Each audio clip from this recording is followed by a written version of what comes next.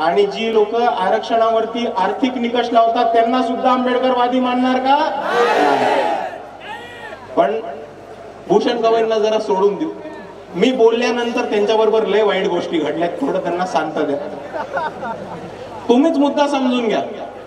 भूषण गवईंनी एक स्टेटमेंट केलं आणि त्यांच्या समोर काम करणारा, त्यांच्या हाताखाली काम करणारा कोणतरी एक छोटा चुटपुटिया वकील, त्यांनी त्याला चप्पल मारून मारली.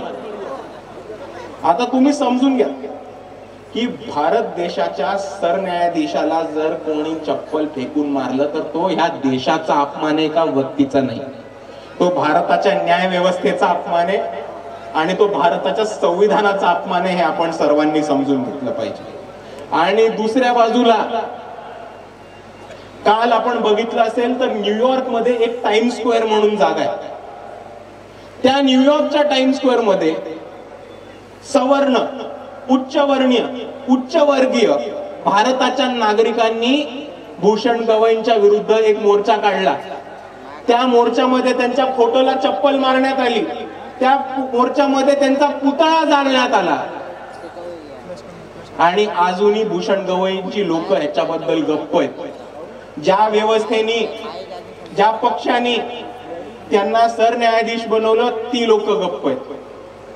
पण भूषण गवईंची लोक गप्प असली तरी आपल्याला फरक पडत नाही. जिकडे जिकडे अन्याय अत्याचार होतो आणि जिकडे जिकडे चुकीचं घडतं तिकडे तिकडे एक आंबेडकरवादी आवाज उचलणार.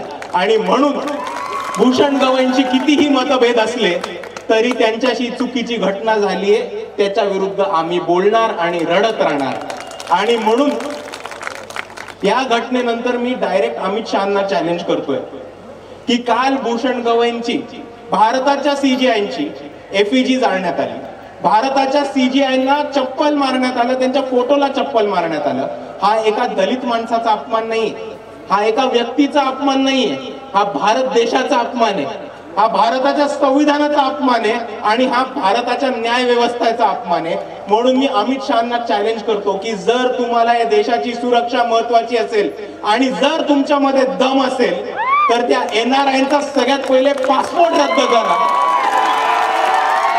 तिथे जे जे भारताचे नागरिक आहेत अमेरिकेमध्ये त्यांचा पासपोर्ट रद्द करा आणि जे जे एनआरआय आहेत त्यांना परत येण्यासाठी त्यांचा व्हिसा रद्द करा.